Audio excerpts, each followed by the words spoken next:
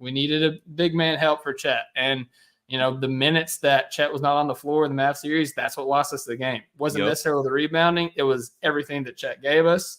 Isaiah Hartenstein fixes that. He gives us rebounding. Obviously, he's a great finisher inside. And the thing that I like about Hartenstein is, as opposed to a lot of these other big names, there are big men that were like floated around the deadline, like Andre Drummond. I can't think of any more right now, but some of those big men that the people wanted the Thunder to get. Isaiah Hartenstein is a brilliant passer for his position, so it kind of fits into the Thunder ethos. And based on what he said, like in the interviews, going into the season, they had a press conference once he arrived in OKC. He came into the league as a big man shooter. Like he was like a European big man that could shoot. Like he was in like a Dirk Nowitzki mold. He's kind of strayed from that, since he's gotten to the NBA. And I think he even said at the Knicks, they was just like, don't even take a single three. The Thunder, I believe that we're going to try to pull that out of him with Chip England, try to help him get back to that. And if he's able to knock down, like, I'm not asking for anything crazy, like 34% on 2 attempts a game, like, sign me up, man. Let's get it. To some people, 34% is abysmally low. I'm with you though.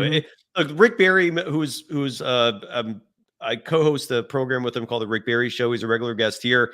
He always emphasizes 33% from beyond the arc is the same as 50% from 2, and the math does add up. And that's the Mendoza line, man. As long as you're hitting over 33%, you're not a detriment to your team, even if that is still below the league average. You're not hurting anything if you're shooting at that clip. So.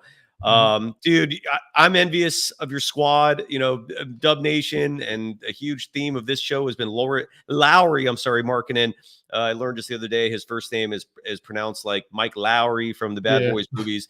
So Lowry Markkanen, we're all holding our breath, hoping that deal happens. Meanwhile, your team is set, man, and the Warriors are trying to catch up. Dylan, what would you like to promote before you go? You got Topic Thunder. BJ Matthews is joining me next. We're going to talk about his LA Clippers and the Warriors. He's going to help me evaluate the roster, but promote away, dude. You got your at Thunder Chats on Twitter, Topic Thunder, promote everything you got going on, man. Yeah. Thunder Chats is the main thing that, I'm on. Like I'm very active on Twitter. I like to type things in caps lock. I'm a very excited person usually. So that's kind of what I'm known for on Twitter. But yeah, Topic Thunder podcast, that's where you can find us. Obviously part of the Bleed Network as well at OKC Topic Thunder.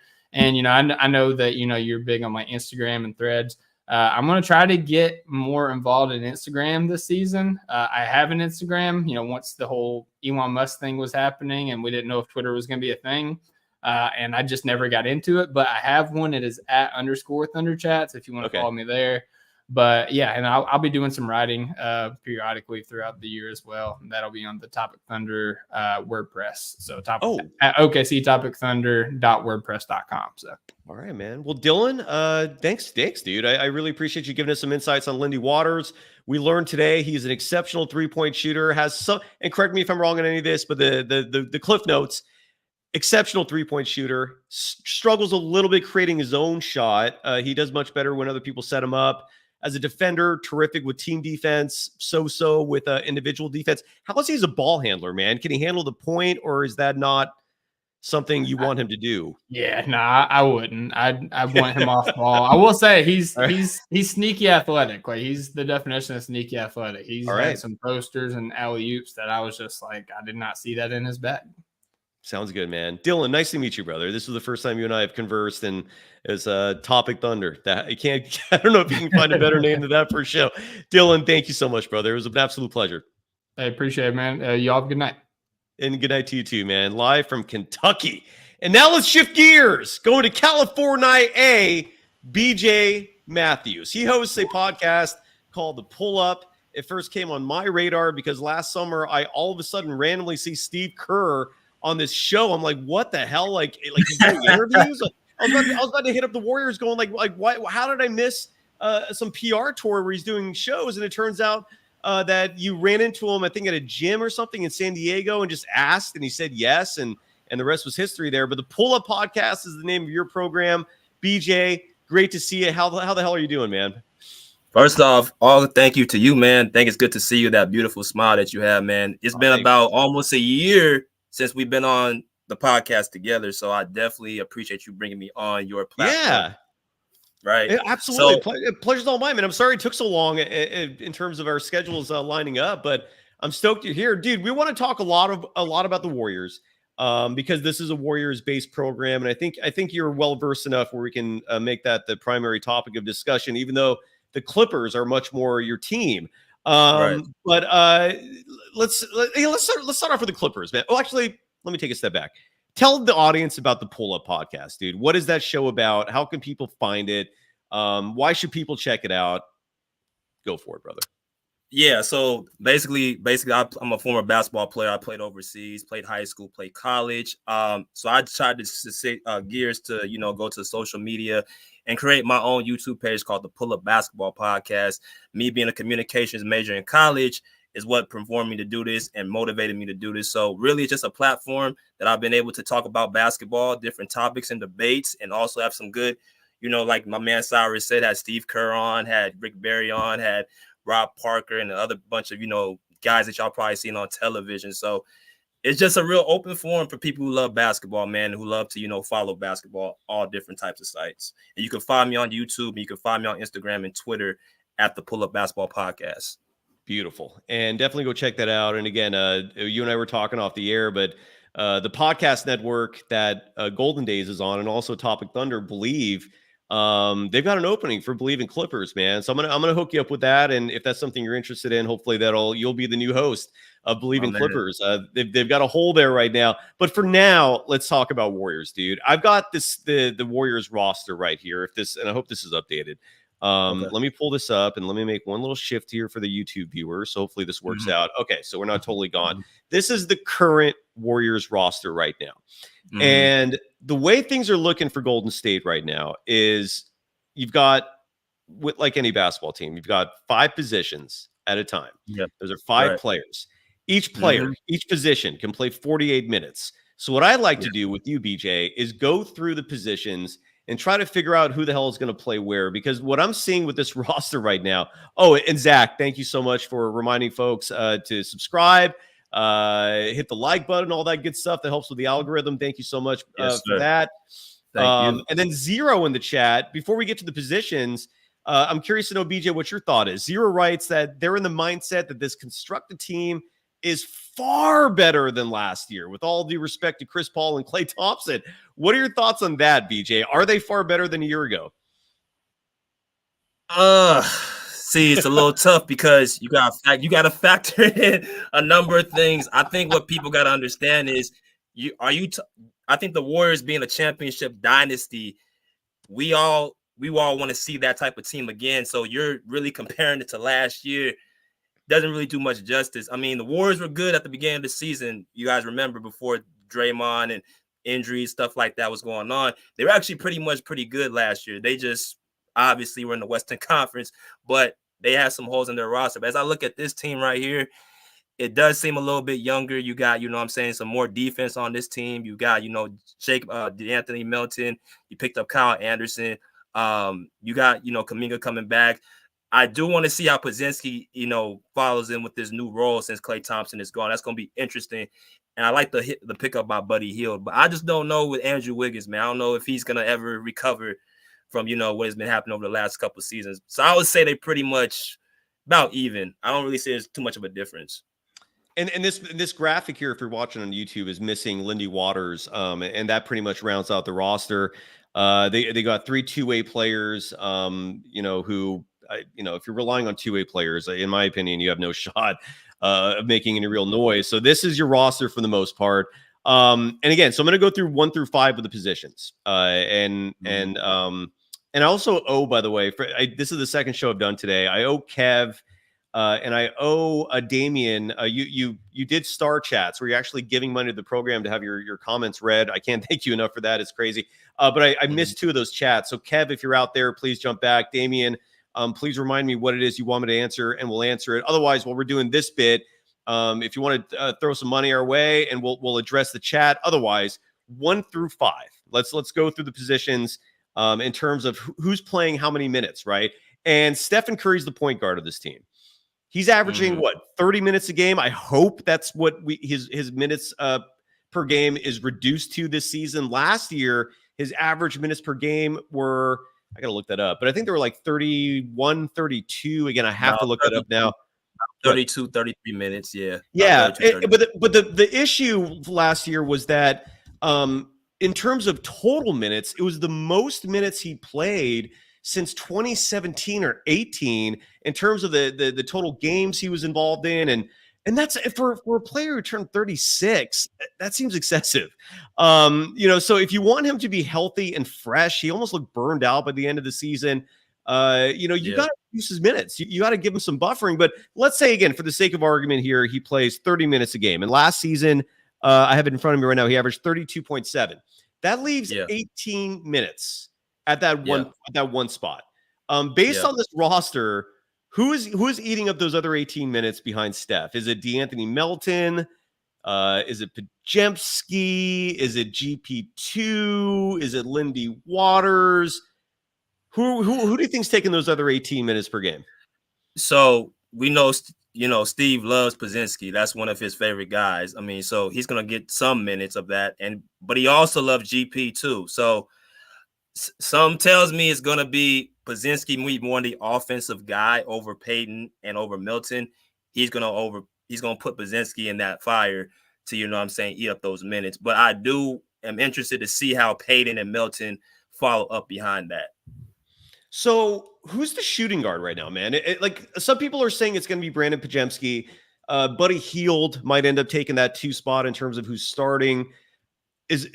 I would prefer Moody personally, but as we know by now, he is not exactly high on Kerr's list of favorite players. Who's starting at the 2 position? I think it's going to be Buddy. Okay. How many minutes? How many? And Bruce Morrow in the chat saying, "Good to see you." So if it's Buddy Hield, how many minutes per game do you think he's going to see? 25, 20, 30? About 25 to 27 minutes. Because, we all know Kerr's offense is just simply ball movement, cutting, and 3-point shooting. What does Buddy Hield love to do? He loves to light it up from the 3-point line. So he does. He's going to I think he's going to be a chance. He's a vet. And that's another thing, too. Steve loved playing vets over, younger guys. So Moody and, guys like that kind of get the short end of the stick. Now, Portola 45 in the chat writes that the Warriors should start Wiggins at the 2. That is my preference. Like, if this ends up being the Warriors team that we see at the start of the season, I really hope that's not the case, man. This is a very small team. I would like to see Wiggins starting at the 2. That was his natural position in college. It was his position when he played for the Minnesota Timberwolves.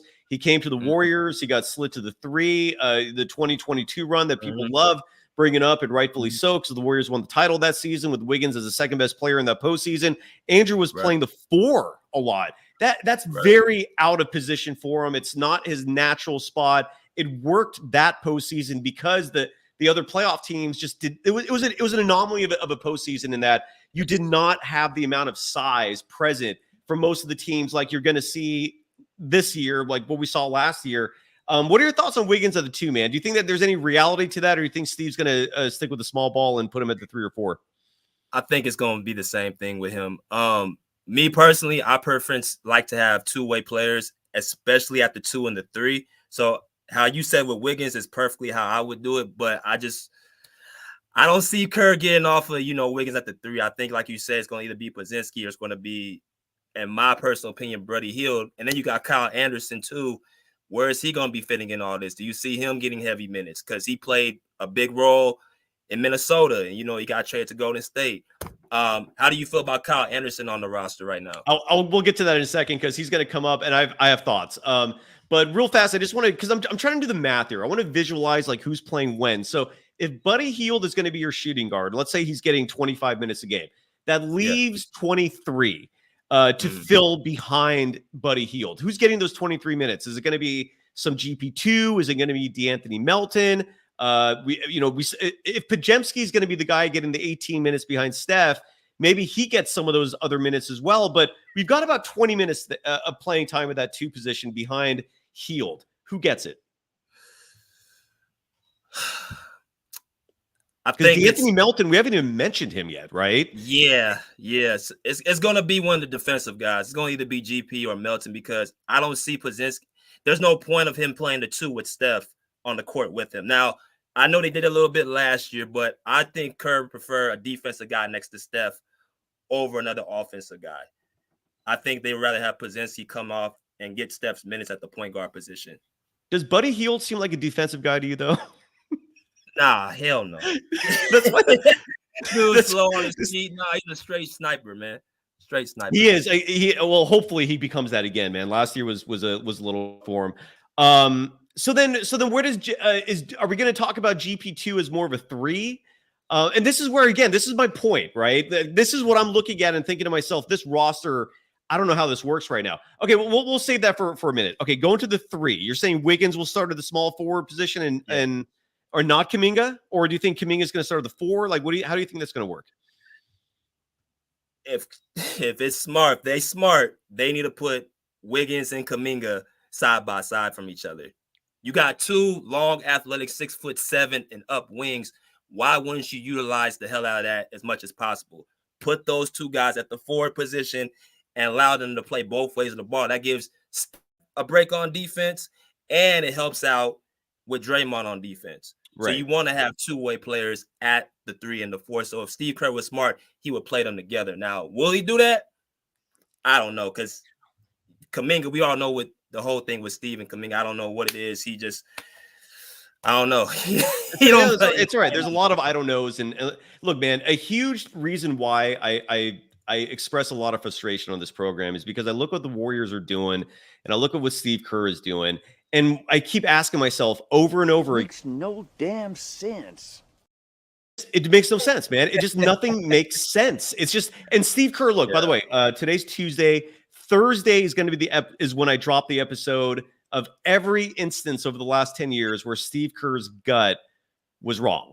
Because Steve Kerr admitted in an interview earlier this year with Sam Gordon of the San Francisco Chronicle that a lot of big decisions that he faces, he relies on his gut to make those, which is kind of crazy to admit. But regardless, so that's going to come out Thursday, and I'm with you, man. A lot of what happens with this team, especially over the last 2 years, makes no damn sense. In a perfect world, you're right, dude. Wiggins would be the 2, Kuminga would be the 3. But in reality, we're probably going to see Buddy Hield at the 2.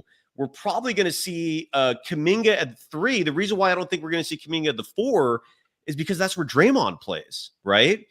So you got Draymond Green as your power forward. The Warriors learned last year through trial and error that was completely unnecessary, that Draymond at the 5, it's in theory could work in small doses, but you can't make that a regular thing. It wears Dre down too much. He gets in foul trouble sometimes playing primarily at the 5. And then we started seeing the Trayce Jackson-Davis minutes and quickly realized, dude, he can play, right? He's your center. So you can't fit Kuminga and Wiggins. Like it seems unlikely. Am I wrong? I don't know, man. Take it away. What are your thoughts on all that? See, Draymond, what is he? Was he like 6'6", 6'7"?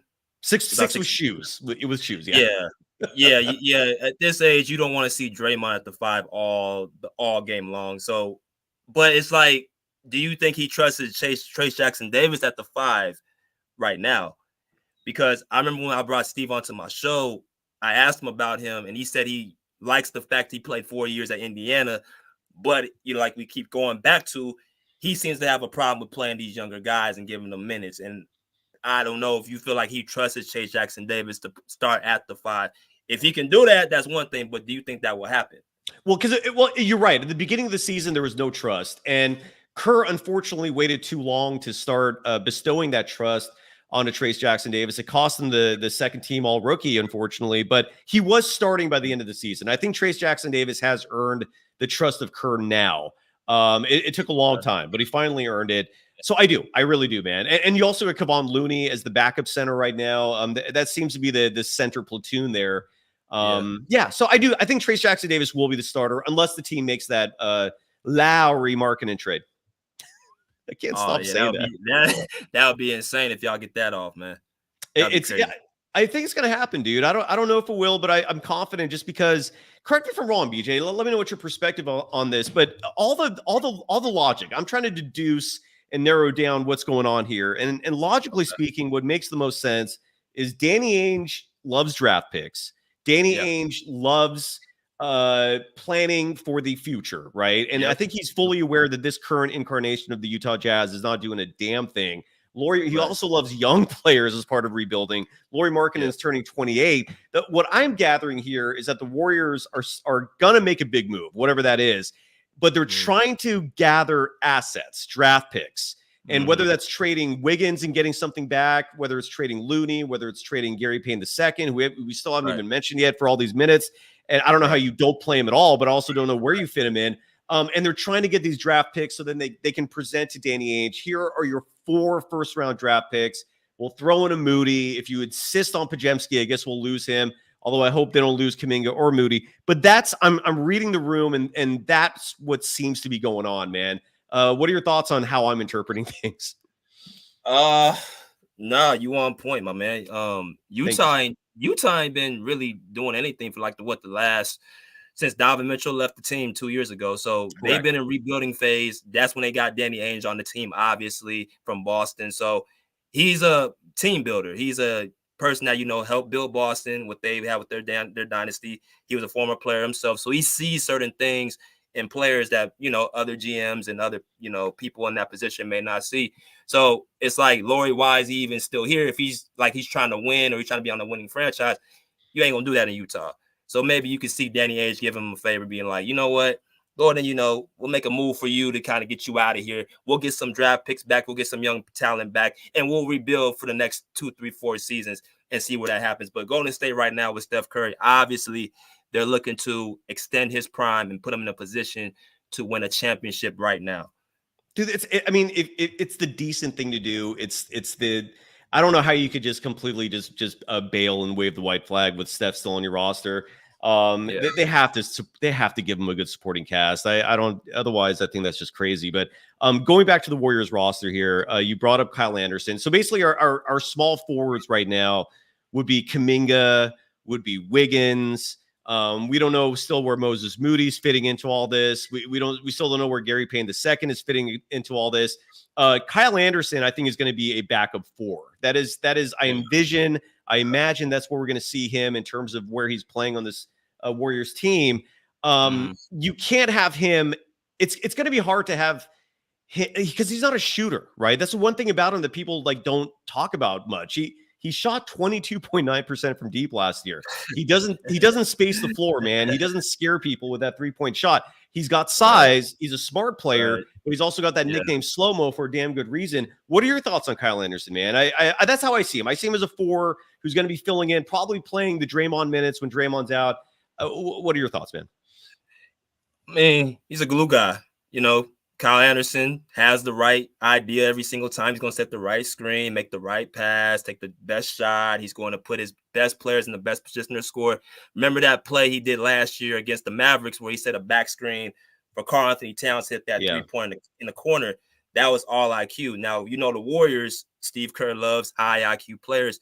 But I saw the trade. I'm just like, do you think Slow-Mo wants to run up and down that court all damn game? I don't feel like that's going to fit. That's going to work for him. That's not going to be the best thing for him. So I think, your IQ is there, but your conditioning damn sure ain't. And I like him personally, but I don't know about in that offense, man. It might be a little bit of it might be an adjustment.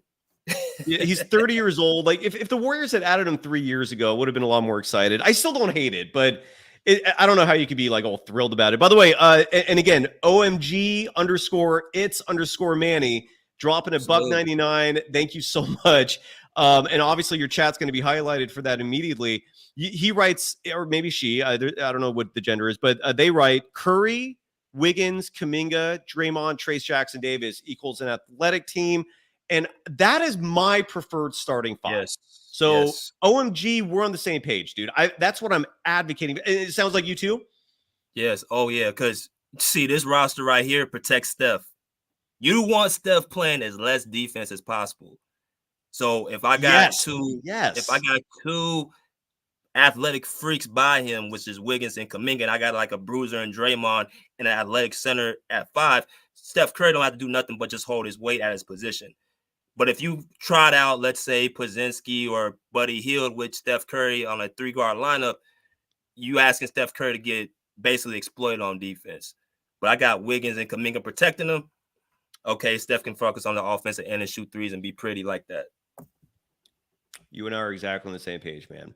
Great minds think alike. So is this let me ask you this, man. Is the and then I want to talk about your Clippers because for whatever, if Dub Nation, if you're a Warriors fan and this stuff depresses you, and I'm here to tell you, I'm still confident that Lauri Markkanen is going to be a member of the Warriors, and it's just coming down to them trying to get these extra draft picks. That's what they're working on, so that Danny Ainge can be happy. I really do believe this is going to happen. It's just taking a while to figure out, where to send Wiggins. Wiggins is toxic, dude. Like, no one wants this guy. But it's like, I feel like the only player more toxic than him right now as an asset is Zach LaVine. Like, those are the two players just no one wants to touch in the trade market. What a hell of a way to drop from 2 years ago. Crazy, right? But you know what, man? If this sounds harsh, just remember, Andrew Wiggins is going to make nearly $30 million this year. Zach LaVine's going to make nearly $50 million this year. They're fine. Okay. They're fine. Don't worry about them. They're going to be okay. But let me ask you this, man. Do you think that based on this roster right here, are they big enough, man? Like I sometimes feel like I'm all alone, dude. Like when I make this argument that size is still important in the NBA, right? Like it's still, no matter what level you're playing at, you need that height, dude. You need that wingspan. It makes a colossal difference. It's no different than an NFL offensive lineman weighing in at 250 and you making the argument, well, he's faster. No, you need size for O-linemen. You need size for basketball. And do the Warriors, in your opinion, BJ, and we're joined by BJ Matthews of the Pull Up Podcast, do you think they have enough size? Do you like, is Trace Jackson Davis, Kevon Looney, and Draymond Green, and I guess Quentin Post, we have no idea what he's going to bring to the table yet, but is that enough? What are your thoughts? Well, I like to look at the previous year and, of course, who won the championship, Boston Celtics. If you look at that team, you had a bunch of two-way players from 1 to 4. You got Jason Tatum, Jaylen Brown, Derek White, Jrue Holiday, all two-way guys, and you had a 5 and Al Horford or Kristaps Porzingis, who was a stretch 5. If you look at that team, it wasn't really prevalent on just a lot of height. It was more prevalent on having two-way players, which if I look at this Warriors team, that's why I said Kuminga and Wiggins, you have to exhaust the hell out of them because those are going to be the type of players that is going to help you get to your goal because basketball is played two ways, offense and defense. The more type of players you have of that ilk, your better chance of you winning. So with the Warriors right now, what I'm looking at, you got a guy at Trace Jackson Davis who can protect the rim. You got Draymond Green, who's a defensive guy himself. You got Steph Curry's an offensive, probably the most offensive impactful player in the league. And you got two-way players, and Kuminga and Wiggins and Moody can also play both ways as well. So you have enough to at least compete to give yourself an opportunity with the championship culture y'all have. So yeah, man, I don't really look at it more so how much size you have. I look at more about you have two-way players to do both things on both ends at prevalent times. Totally with you, brother. And Bloom Revives, thank you for the love in the chat. Yeah, we're almost at 2,000 subscribers, man. I bailed the old network, BJ, that you're on with me last time. Drove that thing to thank you, bro. Thank you, man. I drove that thing to 13K. We're starting from scratch, almost at 2. So we're climbing. We're climbing slowly, but thank you so much for the support, everyone, man. I really mean it from the bottom of my heart, dude. It's all gratitude and love here. BJ, are you ready to shift gears to your team, the LA Clippers? No. And when I say your team, is that your team that you root for, or you're no? Yeah, I'm ready, bro. I'm ready. I'm just kidding. All right. Well, and real fast before we get to that, I talked about this on the show earlier today. This is a doubleheader Tuesday. The Warriors filled their different type of two-way. These are the two-way contracted roster positions where you get a two-way deal where you're playing both in the G League and the Warriors. Teams can have 3 of those now, and the Warriors filled the third one with this kid who, until the summer league, I'd never heard of, Daquan Plowden. What do you know about him, man? Anything? I haven't. I'm be honest with you. I am still catching up with all these, new guys and rookies and guys in the draft and the G League and stuff. So I'm gonna be honest, I've not heard much about him.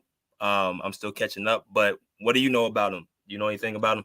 I only know what I've watched in these 2-3 games. He played 5 years in college, and I was kind of like befuddled by that. I'm like, did they change the rules in the college game? You can play 5 years now, and then people in the chat were bringing up that COVID, the pandemic, might have extended that, and so he played 5 years in college because he's going to turn 26 next month. And I was trying to figure out like, how is this unknown like already turning 26?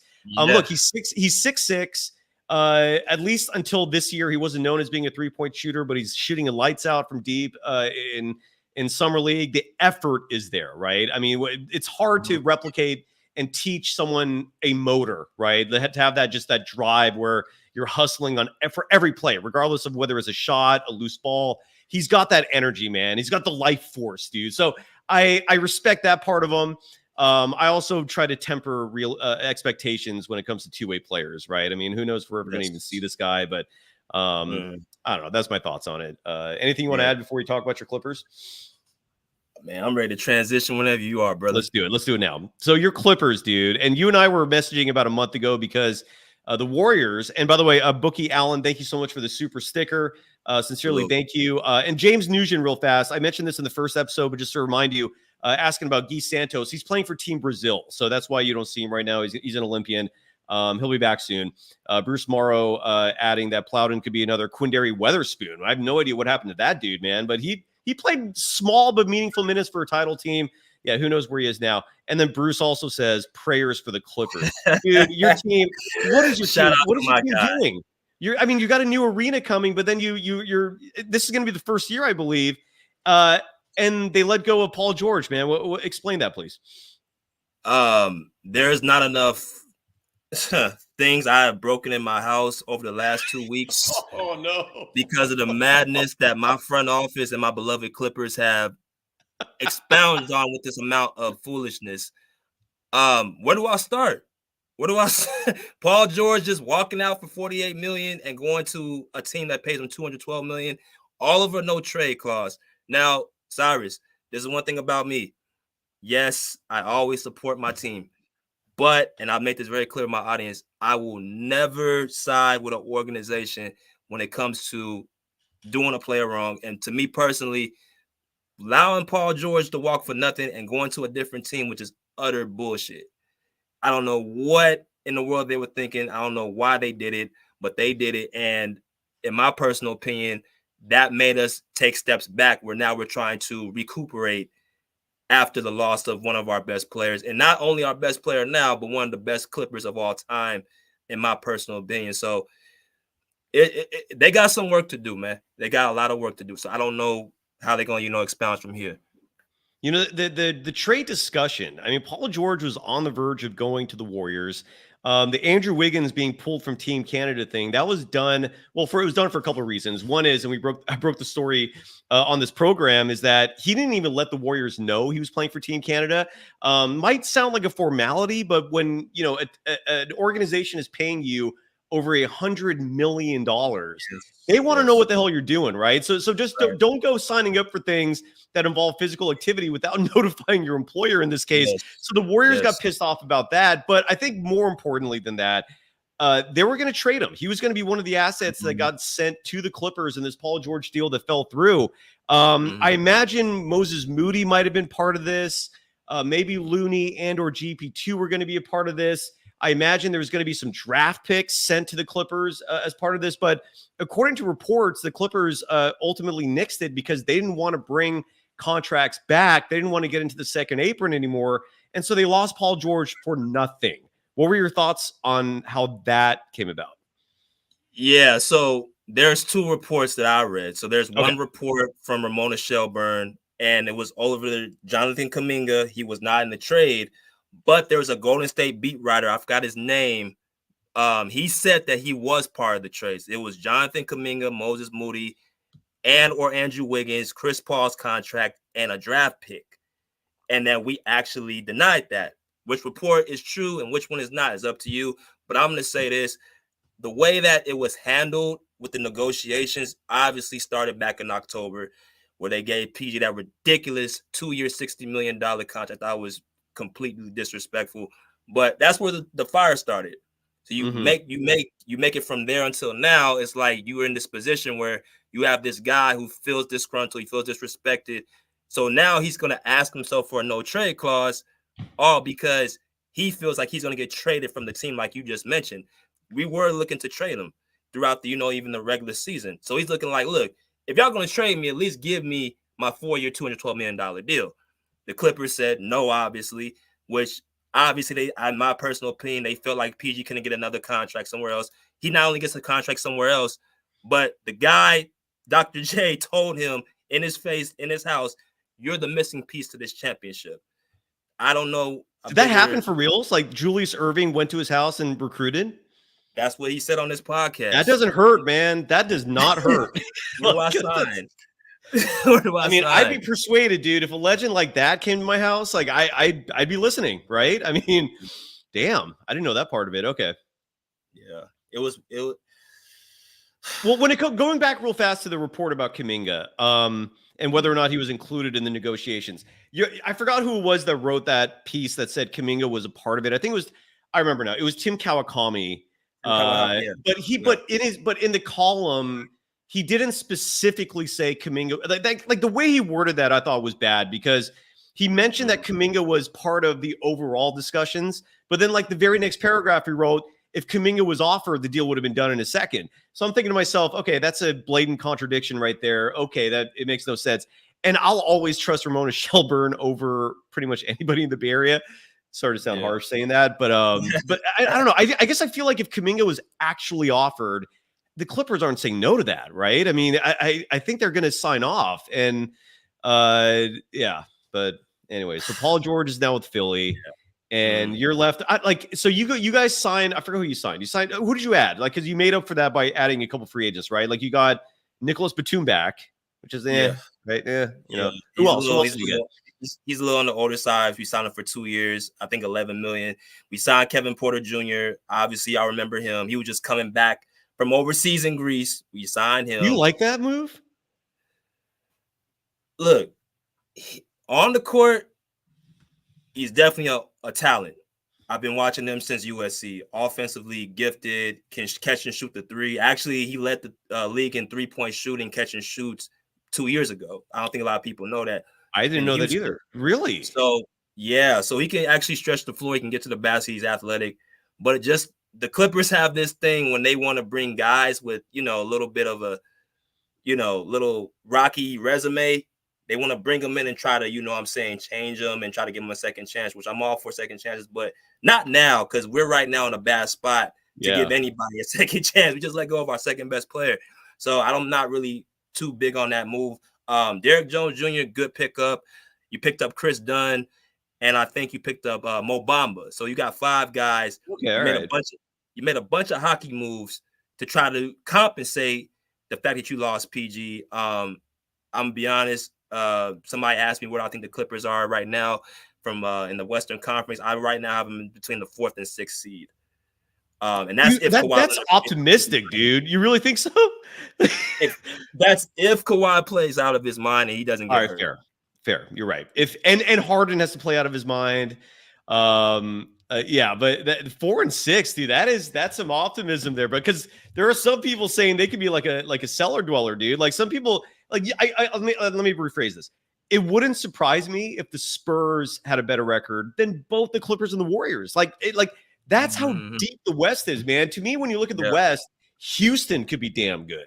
We have no idea what Memphis is going to do, right? Like the only teams that I feel like you can safely say are not going to be good: Utah, Portland.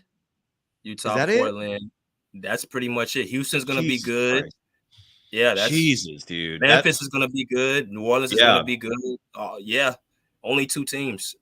Dude, that's crazy, man. Like that is I'm fascinated to see what happens, dude. And like you look at the Pacific Division. I mean, this is how crazy the West is. Like it wouldn't surprise me, BJ, and correct me and add your thoughts to this, and maybe you disagree. Like it wouldn't surprise me if Phoenix turned into a lottery team next year, right? It would not surprise me, man. It wouldn't surprise me if, again, the Grizzlies, they could be a 3 seed, they could be a lottery team. Who knows? Yeah, there's just a lot of what ifs, and it's so damn deep, dude. See, it's you know what? I look at the West, and I don't see no clear cut right now. I don't see a team that's just head and shoulders. Like, who got to the West? Dallas last year as the 5th seed. Denver, they're moving down. They got off of Bruce Brown and KCP. They're going to be losing some momentum. You got, you know what I'm saying, Minnesota, who has a nice team, but as you saw in the playoffs, they lack maturity. And I don't think Karl-Anthony Towns can be your second guy. Yeah, that's an interesting one. Yeah, we'll see what happens. And then you got OKC, right? Who can be super dangerous as well. Who are you picking, man? Who is your favorite in the West right now? Man, it's hard, man. It is. I like OKC's, and this is funny because I said this about 2 years ago. I said they ain't gonna make the playoffs for like another 3-4 years. Boy, the SGA proved me wrong. That dude is a killer, and I liked what I saw from him last year in the playoffs. And they picked up some good guys with Caruso and Hardenstein. So I'm looking at OKC and Minnesota gonna be neck and neck. Yeah, it is crazy how good those two have become. I feel like we're forgetting someone else too that's like insanely good. I for some reason, I don't know what, and this is mostly intuition, but I feel like Dallas, like last year was their shot, dude. Like the West is so deep that I don't know how they can come back. Yeah. There's someone else I'm forgetting too in the West. We covered Denver.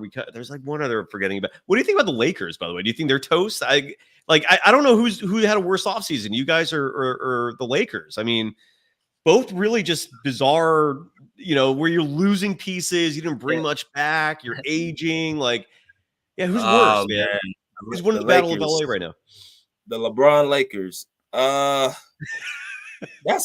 That's a soap opera in itself, bro. Like, you got just look at the summer league, look at the draft, and they've been doing, bro. Like, they not serious about winning no championship, man. No. There's nothing that tells me that they want to win a championship. LeBron wants to basically play with Bronny, which all respect, father wants to play with his son, but Jeannie Buss running that organization, but they're not trying to win no championship. What is it? So the Clippers are playing in Inglewood next year. Have you been to that arena yet, man? Like, what can people expect? Is it special? Is it going to blow people away? Like, what are you seeing or hearing about this place, man? Yeah, I was just out there last month, and they're almost finished with it. But based off of like the sculpture, everything is pretty much finished. It's supposed to be the best arena in the league. So they have like a bunch of cabanas. You don't have to go to the concession stand to get food. You can order it from your phone, and they can bring it to you. So I think that's pretty cool. Obviously, you have the basketball facility, and then you have the offices where like the employers work, like all in one vicinity. Outside courts. I mean, the whole works it's worth $2 billion, like, Steve Ballmer, invested in. So it's going to be off the chain. And by the way, going back to the Western Conference, Bruce Morrow in the chat mentioned the Sacramento Kings, who I think got better. And Keegan Murray's has another year of development, so he's going to improve. Mm-hmm. And then I think the team you and I both haven't even mentioned yet, which deserves some respect, is New Orleans. Like the New Orleans Pelicans. I know they're lacking a center. Like, I don't think they have a center on the roster right now, but they're going to sign somebody. And they got DeJounte Murray. Like, dude, the West is ridiculous, man. It's insane, bro. Yeah, I've always that's somebody I wanted, low key. I didn't even want Harden. I wanted DeJounte Murray on the team because he's a two-way point guard. And so when you put him with the Pelicans and that team, the only thing about them is the shooting. I don't know, man. It's kind of like mid. That's the only thing I think they're lacking. You might be right. You might be right, dude. You're absolutely right. BJ, let's get you on the show regularly, dude. Is there anything we haven't covered? Someone in the chat mentioned, by the way, like, where can the Warriors trade Andrew Wiggins to? That is a whole other show. I'll dedicate an episode to that because there are a few teams out there who could use him, who would be willing to give up some pieces for him, and maybe most importantly, has an incompetent front office who you could dupe to take his contract and just him as an individual. Anything else you want to touch on, man? Is there anything we have not? I don't know why I always laugh every time people mention Zion Williamson and food. Like, he's one burger away from getting fat again, dude. That's just that's part of the package. Dude, sorry, yeah, go ahead. I don't get that dude, man. He has all the gifts and talents in the world. Like, just get your ass in shape. It's not even. And Luka, same with Luka Doncic, right? I really do believe if Luka Doncic actually was fully committed to his body, and when I say that, what I mean is, dude is still drinking soda, dude still eats burgers, dude still smokes cigarettes. I'm not making this up, man. Like you're right. Zion and Luka, it's just You have the world in front of you, and you're squandering this once every 100 million people type opportunity. It's frustrating, dude, isn't it? I don't know. It's it is. It's frustrating. Glad I ain't no Mavs fan or no Pelicans fan, but if I was, that would drive me crazy. Like I'll be yelling from the stands, like, "Get your ass in shape." Oh, Bruce Morrow, this is a good question before we go, BJ, because you interviewed Steve Kerr, you've been around Ty Lue. Who do you think's a better coach? Oh, Steve Kerr. Okay. Oh, wow. Really? Okay. That surprised me a little bit because people rave about Ty Lue. So you're not as much on the Ty Lue tip as other people are. Nah, I mean, okay. Ty Lue got his name based off of 2 years ago after we got Kawhi and PG were hurt that year that they were both out. He was able to take us to the play-in. And that's where people say, he's Mr. Adjuster, he's Mr. this, he's Mr. that. As I've seen him, he seems to do more with less. And it's kind of weird. But when he has his full team, it's like he has too many things he has to try to put in place where it takes him a long time to, get things together. So I'd like Steve Kerr with how he, runs his offense and how he's able to have ball movement. After Mark Jackson, left and Steve Kerr got there, they automatically got to the finals. Yeah, that's so fair. four championships. No, you good. 4 championships. Yeah, it is. And my Steve Kerr opinion, and I'll still stick with this, man. And I know I've become synonymous with criticizing him, and I don't hate the guy. I don't think he's a bad coach. I just think when it comes to personnel, keep him away from that part of the decision making. Like I don't trust him when it comes to deciding who should and shouldn't play. But as a coach implementing a system, dude, yeah, he's brilliant. I give him his credit there. It's just he's earned so much cachet in terms of personnel decisions and he just loves his small ball and like you've said, it takes him a long time to trust younger players, and that just doesn't work now. But anyways. when I look at Steve and Ty, they have a lot of similarities too, but I think Steve, just off of his resume and how he can implement an offense. See, Ty Lue, the problem we've had with him all year is that he struggles to have a real offense set for, the guys to, flourish. He pretty much gave the offense to James Harden to run. And obviously that offense only works for certain players who are lob threats and guys can get to the rim. It don't really work for guys like, PG that needs the ball and Kawhi needs the ball because he's hot dogging it, trying to, find people in the corners and stuff like that. Like, I'm going with Kerr all day. That's fascinating, man. Who do you like in the East? Because Boston's a favorite, but I love the Knicks. I love the Knicks, dude. And then Philly's got Paul George. They still have half the roster empty, which is kind of crazy in and of itself. And then there's Milwaukee, who I don't think has a chance in hell, even with the free agent signing today. Of Gary Trent, right? I think that's who they added as a free agent signing. To me, it's Boston and New York and everyone else. What are your thoughts? I got Boston and Philly. I like the Knicks. I think they're right there. I like the toughness of the Knicks. Jalen Brunson, star.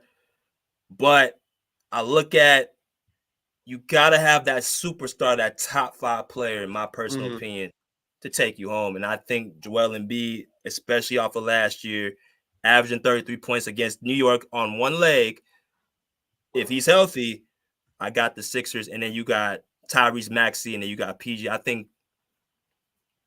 they'll be them in Boston. Well, let's collaborate again soon, man. Obviously, like during the season, I'm going to be doing post-game shows, and you and I are 100% going to be collaborating when the Warriors and Clippers play. I pray our teams do not become the butt of Western Conference jokes. I dread the fact that it's even a possibility that could happen, and I hope that isn't the case. But regardless, let's collaborate. I hope you become the Believe in Clippers host, if that's something you're interested in. I'll definitely get you set up for that. Yes. And yeah, man, this was a pleasure. We'll do it again soon. Anything you want to promote, by the way? You got the Pull Up podcast. Let people know again one more time. How can people find you? All right, go ahead and follow me on IG at BJizzle. Y'all can see it on the screen. BJizzle, BJIZZLLE. Twitter at the Pull Up Shows, THEPULLUP shows, SHOWS. Follow me on Instagram and Twitter, where you get all types of access to my show. And you guys get a chance to, follow me on YouTube as well. Thanks, my man, Cyrus. There you go. BJ, you're my man, dude. Thank you so much. We'll do this again soon. Thank you to everyone, especially one more time. Again, man, if you're tossing some ducats our way, I'm going to show you extra love because this is a business, man, and we're trying to make this work. So thank you. And I love the optimism from folks like Jabri Curry. Next year, the Warriors will shock the world. We'll see what happens. And BJ just bailed on me like that. Okay, well, it's like I'm out. All right, folks, we'll be back at this tomorrow. This is an official thing each week. Wednesdays, 1 p.m. Pacific time. See, my dog's even getting pumped up. Are you getting pumped up, Bubba? Yeah. Now you stop barking right when I call you out? Well, regardless. Bubba, one more bark. There you go. That's my boy. That's my boy. You my boy, Blue. Wednesdays at 1 p.m. Larry Kruger and I will be doing dual shows. See, he gets all pumped up. He loves Larry. Every Monday at 1 p.m. is NBA Coast to Coast. Otherwise, that is it. Damian, dude, thank you. I forgot to, you paid for one more thing in the last show, and I forgot to highlight that. I missed yours and Kev. Look, my dog's getting all pumped up. He knows it's time to go and dinner's coming. All right, we're out. We'll be back at this tomorrow, 1 p.m. Thursday. I'm going to present every single time Steve Kerr's gut has gone wrong. That show is finally coming. And Friday at 1 p.m., Paul McCaffrey of the Murph and Max Show. He's out there. He's going to be starting his own channel soon. I'm sure we're going to be collaborating a bunch. We'll do it. If you're pumped up, so am I. My dog's pumped up. He's ready for dinner. Have a great rest of the night, everyone. We'll be back at this tomorrow again, 1 p.m. Larry Kruger and I. And hopefully, we'll get some news soon. Mike Lowry Markkanen. I want to see him wearing a Warriors jersey. And if it's not Lowry, Cam Johnson would be a nice little consolation prize. Robert Williams would be an okay consolation prize. Jared Allen would be an awesome consolation prize. Let's get some Mike Lowry Markkanen on this show. Bye-bye, everybody.